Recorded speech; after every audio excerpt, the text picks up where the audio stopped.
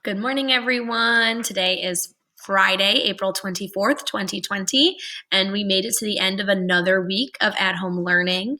I continue to be so proud and impressed with all of your hard work, your determination, and I can't wait to see all of the great things we continue to accomplish together during our time at home. Today is Arbor Day. So today is a day to celebrate kind of trees and all the awesome trees that are right around us. And it is also National Pigs in a Blanket Day. So if any of you have ever enjoyed pigs in a blanket, the little treat, then I put a link to a YouTube video of how you can make some. So maybe you and your family this weekend can make some pigs in a blanket to celebrate today, or you could go for a walk and check out all of the awesome trees in your neighborhood to celebrate Arbor Day. I will post this link underneath the YouTube video on our class website. Isabella made an awesome document that is the top 5 crafts to do at home, and I'm going to share this with you, and I will also post a picture of it on our Google Classroom so that you have some craft ideas that you can check out this weekend or in the next week. So, top 5 crafts to do at home. Now, as that is loading, I bet a lot of you have been exploring different crafts and different ways to pass the time. So, if you ever do any and you want to share them with me or your classmates, I'd love to pass them along. Her first suggestion is to make a dream catcher. What you're going to need is yarn, paper plate, paint, scissors, and tape. I imagine if you don't have any paint at your house, you could probably use some markers or colored pencils. And this is the one that she made right there. Number 2, do you have Orbeez? You can make a squishy. What do you need? You need a Ziploc bag, a balloon, and then you fill it with the Orbeez. I don't know if I'm saying those right, but I've seen them before. They're like the little gel squishy things. The third one is a bottle of fun, sort of like what Mrs. Kyers has in her classroom. So what you'll need is an old water bottle or a jar, glitter, beads, Orbeez, and water. And I bet if you don't have Orbeez, you could use more beads or different items like beads to add some fun colors and textures to the bottle. Number 4 is to make your own stuffed animal. Now, we know a couple weeks ago when Olivia made her slideshow, she shared that you could do a puppet show. And so this is kind of along the same ideas. What you need is an old sock, buttons, and string. The last one is teach yourself something new, right? It's a little beyond craft, but it is a great way to pass the time. Teach yourself to do a new dance or make something. You could even write a book or a story. Growing up, I used to love to write books and stories with my sisters and my cousins. So even though you're far apart from your friends and family, you can share Google Docs and create stories with them. And if you do that, I'd love to be shared on that document and see all of your creativity at work. So thank you, Isabella, for sharing 5 craft ideas to do at home. Our tornado in a bottle is still up on Google Classroom. You saw ties yesterday, and if you do check this out, make sure to send some pictures along. I will be posting a new experiment on Monday of next week, so you'll have a new one that you can check out. Our last mindfulness post from Dr. Stuck is up for today.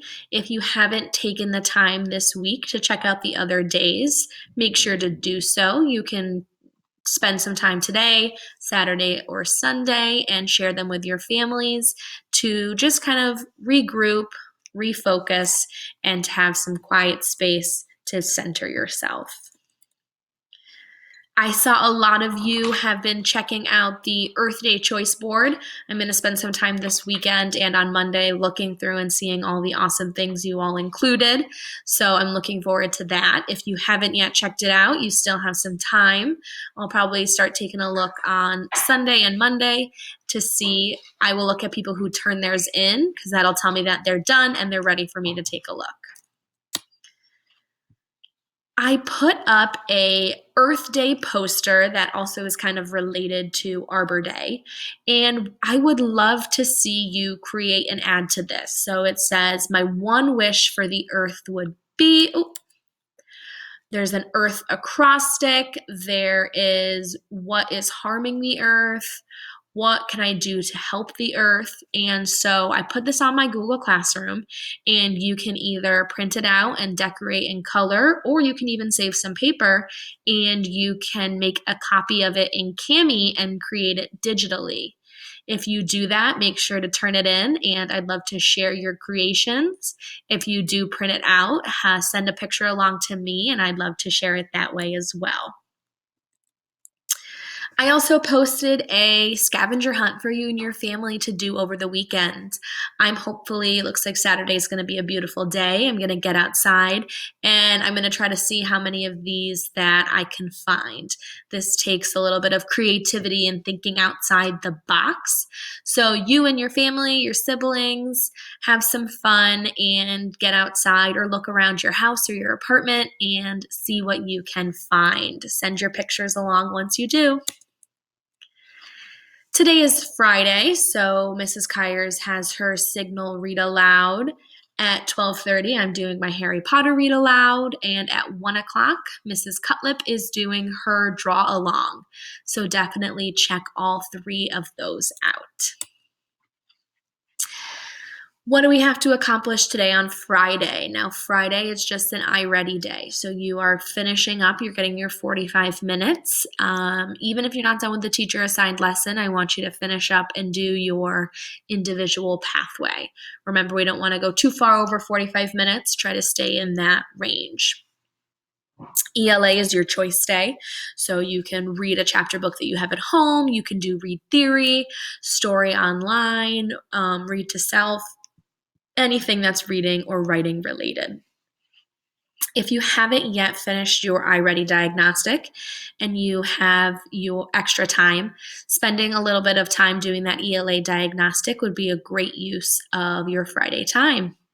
Science and Social Studies, it's Living Through History journal, and you are picking one fiction article and reading and doing the activity for that. So check out Mrs. Devaney's Google Classroom. Now you can see nice and big and red at the top of this page, have you turned everything in? Last week we had huge improvements for math of turning things in. Mrs. Kyers is still looking for people to turn things in. We don't know to look at it, and we can't give you a grade or return it to you unless you turn it in. So I want every single person, when you hop off this video, to go right to Mrs. Kyers' Google Classroom and right to my Google Classroom and see, have you turned your work in?